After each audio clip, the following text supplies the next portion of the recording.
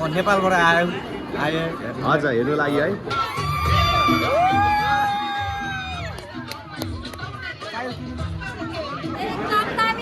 एकदम दामी बोरिङ छैन है मार्मिक छ नेपाली कथामा चलचित्र मेरो जुत्ता खोइ जुत्ताको जे होस् कथाले चाहिँ मन छुयो तपाईँ पनि राम्रो हुनुहुँदो रहेछ मुभीमा देखेँ मैले पिक्चर त एकदमै राम्रो छ यताबाट सिलगढीबाट बनेको पिक्चर एकदमै कुनै रोल भएको लागेन मलाई एकदमै राम्रो लाग्यो रमाइलो लाग्यो रमाइलो लाग्यो एकदम हुन्छ धन्यवाद